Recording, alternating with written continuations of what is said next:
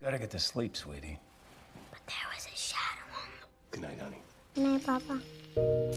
Selamat pagi dan selamat malam untuk kalian penonton Nada Film. Sambil menunggu, jangan lupa siapkan gaya terbaik kalian saat menonton.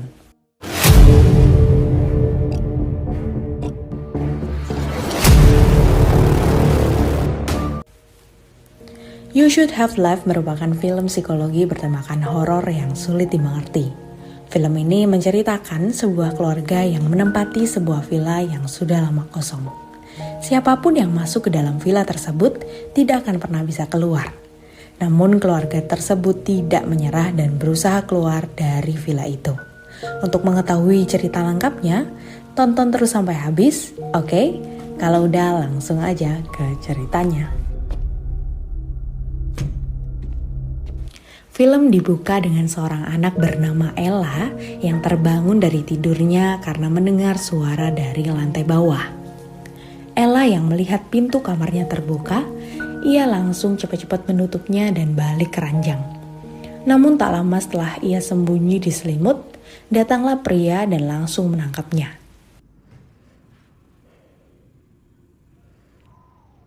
Hello? You can't talk right now. Untungnya itu hanyalah mimpi ayah angkatnya Ella yang bernama Theo Conroy. Theo merupakan pensiunan bankir yang cukup sukses. Ia adalah duda karena istrinya sudah lama meninggal dan sekarang Theo sudah menikah lagi dengan seorang aktris muda bernama Susana. Keluarga mereka terlihat sangat bahagia. Namun karena istrinya adalah artis, di mana ada saatnya adegan mesum dilakukan istrinya. Hal itu membuat Theo cemburu, karena ia nggak boleh masuk lokasi syuting untuk bertemu istrinya. Husband. Well, there's nothing on the call sheet, and it's... Rolling! I'm through.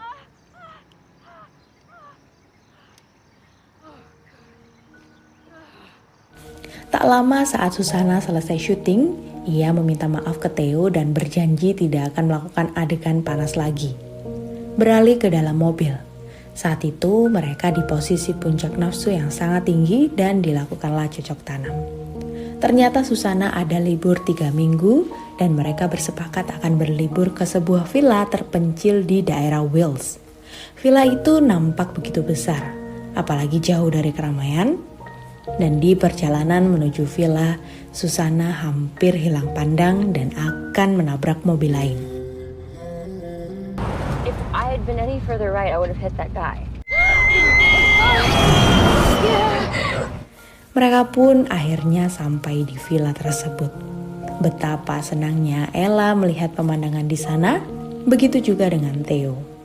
Susana yang excited langsung masuk dan keliling-keliling villa. Ternyata villa tersebut sangat luas dan simpel dengan banyaknya pintu. Ia juga melihat foto-foto yang sudah dicopot oleh pemiliknya bernama Stellar. Dan hanya menyisakan satu foto bergambar, yaitu villa tersebut sendiri. Di hari pertama mereka langsung melakukan hal panas, dan malam harinya saat sebelum tidur, Ella sempat mainin bayangan dengan tangannya, namun terdapat sosok bayangan orang lain.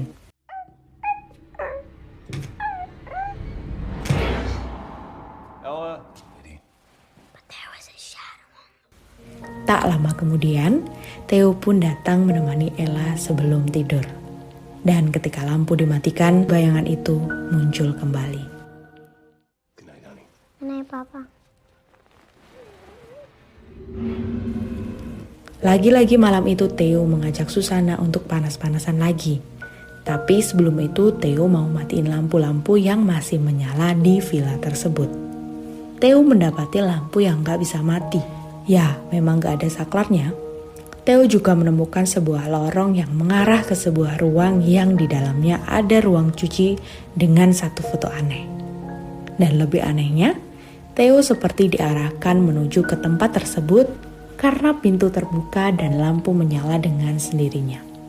Ternyata lampu-lampu yang sudah dimatiin tiba-tiba menyala kembali. Setelah dirasa telah mematikan semua lampu, ia kembali ke tempat tidurnya Dan anehnya jam sudah menunjukkan pukul 3 pagi yang awalnya tadi matiin lampu pukul 10.30. Sudah pasti Theo yang tidurnya jam 3 pagi tentu saja ia bangun kesiangan. Di sisi lain, Susana dan Nella sudah pergi ke hutan untuk menikmati masa liburan. Saat itu Theo mengisi waktu dengan menulis buku harian agar bisa mengurangi beban pikiran yang disertai rasa cemburu. Sementara itu di dalam hutan, Ella menanyakan ke Susana, kenapa ayahnya begitu dibenci semua orang. Awalnya Susana gak mau cerita, tapi karena Ella terus ngeyel, akhirnya Susana memberitahu jika istri Theo sebelumnya yaitu Caroline meninggal tenggelam di bak mandi. Saat itu Theo pulang kerja. Sebagai seorang bankir yang sukses, kasus Theo menjadi ramai karena persidangannya disiarkan di TV dan banyak orang yang menuduh Theo lah yang membunuh. Meskipun Theo sudah menjelaskan fakta sebenarnya, mereka tetap saja membenci Theo. Di sisi lain, saat itu Theo pergi ke warung Madura untuk mengurangi pikirannya. Anehnya bapak warung, kita sebut saja Pak Kani, bertanya apakah Theo sudah bertemu dengan Stadler dan apakah ada kejadian mistis di villa itu. Theo menjawab kalau ia belum bertemu karena ia menyewa villa tersebut dari hotel.com. Saat Theo mau pergi, Pak Kani ini memberikan sebuah penggaris, katanya sih buat bonus. Lalu Theo kembali ke mobilnya. Dia bertemu dengan seorang ibu-ibu gibah yang juga bertanya sama seperti apa yang ditanyakan Pak Kani tadi. Sayangnya Theo gak peduli dengan pertanyaan ibu-ibu itu dan langsung pergi meninggalkannya. Sesampainya di villa, Theo cukup terkejut karena mendengar Ella yang sudah mengetahui bahwa Caroline sudah wafat di depan Theo. Atas kejadian itu, Theo pun menyalahkan Susana yang terlalu gegabah memberitahu kejadian tersebut kepada Ella yang masih belum cukup umur. Sebenarnya mereka sepakat akan memberitahu kalau sudah waktunya. Tapi Susana bilang jika ia terpaksa menceritakannya karena Ella terus ngeyel. Theo juga menyalahkan Susana yang sudah memilih villa tersebut. Karena Theo kesulitan mencari bahan pokok di daerah ini, tapi Susana mengaku mendapatkan link iklan villa itu dari Theo. Akhirnya mereka debat karena Theo merasa bukan dia yang ngasih link iklan villa tersebut. Mereka berdua ngambek sampai malam harinya ketika makan bersama Ella yang melihat kedua orang tuanya lagi berantem. Ella pun berusaha mendukung ayahnya. Setelah selesai makan, kemudian Susana mandi malam. Karena Theo curiga Susana telah berselingkuh, ia pun langsung memeriksa isi HP dan laptop Susana dengan diam-diam. Sayangnya tidak ada yang mencurigakan di laptop tersebut. Setelah Susana selesai mandi, Theo akhirnya minta maaf atas sikapnya yang marah karena memberitahu Ella. Padahal sebenarnya dia meminta maaf karena Susana tidak terbukti berselingkuh. Malam itu Theo nggak bisa tidur dan menghabiskan waktu dengan melanjutkan jurnalnya. Anehnya Theo menemukan tulisan orang lain yang bertuliskan pergilah, kau harus pergi sekarang. Lalu terlihat bayangannya di jendela yang sangat aneh dan sebuah pintu tiba-tiba muncul di antara rak buku.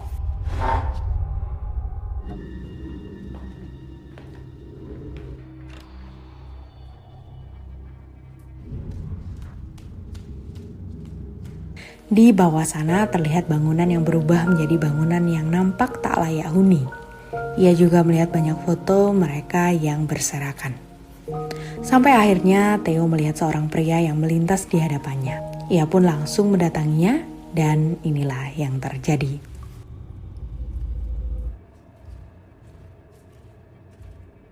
Hello?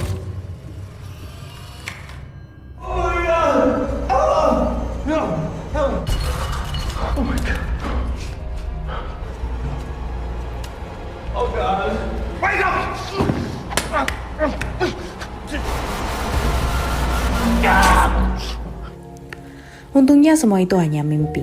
Theo dan Susana sudah merasa nggak nyaman dengan villa tersebut dan memutuskan pindah ke hotel. Sebelum pergi, ia beres-beres barang dan menyempatkan main dengan Ella. Saat itu Theo melihat keakraban istri dan anaknya. Theo yang bahagia ini langsung mengirim pesan ke Susana.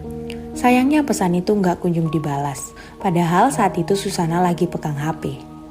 Ternyata pesan itu masuk ke HP Susana yang ada di meja dapur, dan yang dipegang oleh Susana adalah HP barunya. Theo yang baru tahu kalau Susana punya 2 HP, ia berpikiran lagi kalau Susana mungkin saja berselingkuh.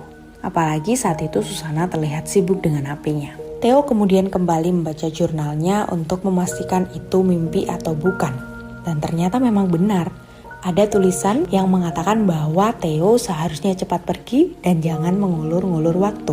Theo saat itu berpikiran pasti ada selingkuhan Susana di rumah ini yang menuliskan jurnal itu. Ia sangat emosi dan langsung menemui Susana sambil menunjukkan HP milik Susana. Benar saja, Susana mengaku telah berselingkuh dengan aktor di lokasi syutingnya bernama Max. Mendengar itu, Theo langsung menuduh Max dan Max lah yang menulis di jurnal miliknya. Tapi Susana bilang kalau Max nggak mungkin datang ke sini. Lagi pula sekarang Max sedang berada di New York. Tapi Theo tetap aja nggak peduli dan langsung mengusir Susana dari sana. Beralih ke Ella, saat itu ia pecicilan dan gak sengaja menjatuhkan gelas. Anehnya, Theo melihat air yang tumpah mengumpul ke 2 titik yang berbeda. Logikanya kalau lantainya datar, maka airnya akan ngumpul ke 1 titik. Theo pun mencoba menyiram air lagi dan hasilnya tetap sama. Lalu dia teringat dengan penggaris segitiga pemberian Pak Kani yang ia buat untuk mengukur seluruh tembok. Anehnya siku tembok itu gak simetris alias gak sama. Karena merasa aneh dengan villa ini, ia langsung mengukur panjang ruangan dari dalam dan juga dari luar. Yang ternyata hasilnya beda karena lebih luas di dalam ketimbang di luar. Theo pun akhirnya sadar jika villa itu memiliki bentuk yang tidak nalar. Karena di luar terlalu dingin, Theo menyuruh Ella mengambil sweaternya. Ella pun langsung mengambil sweaternya, tapi ketika dia akan kembali keluar, Ella tak terlihat di lorong yang seharusnya.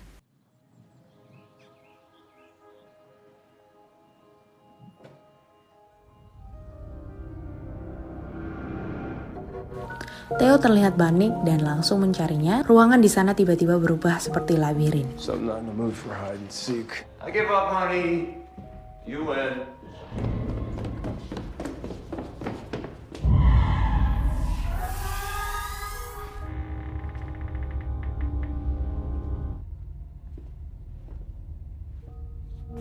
Tak lama, Theo melihat pintu yang muncul di antara rak buku. Kejadian tersebut sama seperti yang ada di mimpinya semalam. Di sisi lain ternyata Ella terjebak di sebuah ruangan gelap dan terus berusaha mencari ayahnya. Sayangnya yang ia temukan hanyalah sebuah bak mandi dengan seorang wanita di dalamnya.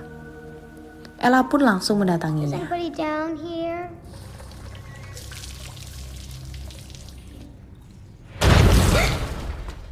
You're such a lucky daddy. What an innocent. Please, please! Honey, are you okay? I got Untungnya Theo langsung menemui Ella. Karena kejadian mengerikan itu, Ella ingin segera pergi dari sana. Theo pun menelpon Susana untuk menjemput mereka. Sayangnya telepon Susana nggak aktif, ia memilih mengirimkan pesan suara saja. Lalu dia mencoba menelpon Pak Kani untuk meminta bantuan memanggilkan ojek online. Tapi Pak Kani malah bertanya, apakah kamu sudah menemukan keanehan di villa dengan penggaris siku-sikunya?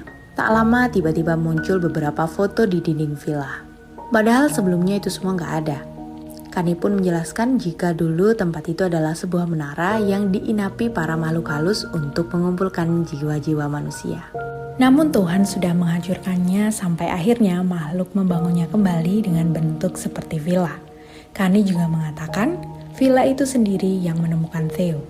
Sama seperti orang-orang sebelumnya yang menginap di villa tersebut. Semua penginap di sana tidak akan pernah keluar. Jadi sudah jelas, Theo yang enggak kasih link ke Susan, tapi villa itulah yang ngasih tahu sendiri. Tak lama teleponnya terputus, dan terdengar suara pemilik villa tersebut, yaitu Stedler. It's the same with that house. Hello? I'm here. Malam harinya, Theo akan membawa Ella ke kota tanpa perlu menunggu Susana lagi. Belum jauh melangkahkan kakinya, mereka melihat ada orang yang berdiri memantau dari dalam villa.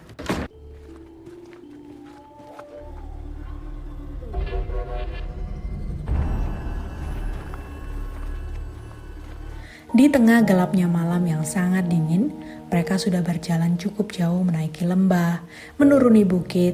Akhirnya mereka menemukan seberkas cahaya dari kejauhan. Okay, up you go. Almost there, honey. I've never been this quiet.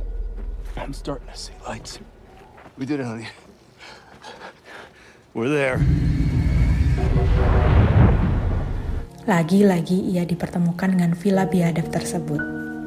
Theo yang sudah capek, ia mengajak Ella tidur semalam saja di villa daripada mati kedinginan di luar. Mau gak mau Ella juga harus mau. Sebelum tidur, Ella bertanya, apakah Theo mencintai aku dan mantan istrinya yaitu Caroline? Theo menjawab, jika dia sangat mencintai mereka semua.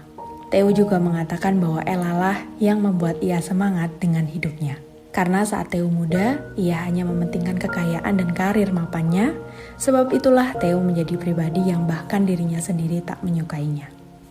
Akhirnya mereka pun tidur. Tak lama ia menutup mata, Theo langsung terbangun karena merasa ada yang motret mereka.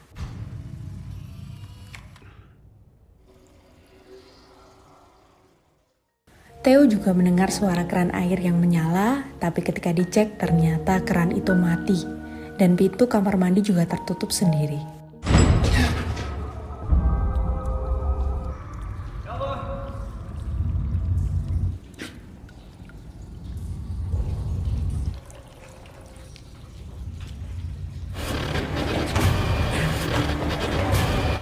Ia terus berkeliling, yang seperti di dunia paralel, ternyata yang selama ini menyuruh Theo pergi dari villa adalah dirinya sendiri di waktu paralel.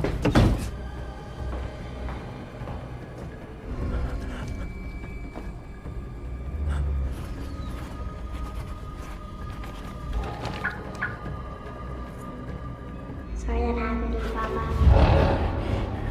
There's no service, though. You hear that? Hey! Where are you? Setelah berpindah-pindah waktu, Theo pun akhirnya bertemu dengan Statler yang mengatakan jika Ella adalah anak yang baik dan beruntung.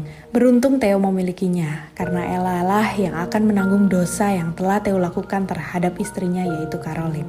Theo berusaha menyangkal perbuatannya di masa lampau. Dia langsung merebut tongkat Statler dan meminta agar Ella dibebaskan. Statler pun dipukul berkali-kali sampai akhirnya Theo sadar bahwa Statler adalah pribadinya sendiri. Let her go. Daddy, she would do anything for you. Do it! Clear yourself. Setelah mengalami berbagai hal, akhirnya Ella berhasil kembali dan Theo pun meminta maaf karena selama ini sudah menjadi ayah yang tidak sesuai dengan harapan. Tak lama kemudian mereka balik lagi ke dimensi nyata. Hari yang sudah pagi, Susana yang baru saja datang, Theo langsung masuk ke dalam mobil dan mengucapkan selamat tinggal ke anaknya. Theo juga menjelaskan bahwa dia harus tetap tinggal di villa tersebut karena jika Theo pergi bersama mereka, maka Ella dan Susana akan ikut terbawa ke dimensi lain. Theo juga mengatakan sejujurnya bahwa ialah yang mengeksekusi mantan istrinya yaitu Caroline. Pada malam itu, Theo membiarkan Caroline yang tenggelam di bak mandi dan sengaja tidak menolongnya sampai akhirnya meninggal dunia. Semua itu Theo lakukan dikarenakan ia membenci istrinya selama bertahun-tahun. Mendengar fakta itu, Susana hanya bisa terdiam dan akhirnya pergi dari sana bersama Ella. Adegan diperlihatkan Theo yang selama ini selalu menyuruh dirinya sendiri untuk segera pergi. Tampak juga bayangan seseorang di dalam rumah saat ia kabur di malam sebelumnya. Sayangnya, Theo akan terjebak di dimensi lain untuk selamanya sebagai tumbal keluarnya Ella dari villa tersebut. Tamat. Film ini merupakan penggambaran dari ego manusia, bahwa Theo sengaja membiarkan istrinya mati tenggelam dalam bathtub dan memilih mengakhiri pernikahannya dengan cara tersebut. Bukannya mengakui bahwa dirinya bersalah, ia justru menutup-nutupi kesalahan tersebut. Pada akhirnya, mau tidak mau, Theo harus bertanggung jawab atas dosa yang telah ia perbuat.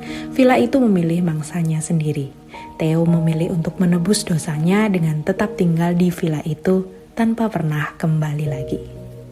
Segitu aja ceritanya, jangan lupa like, subscribe, komen, dan share ke teman-teman kalian. See you the next video. Bye!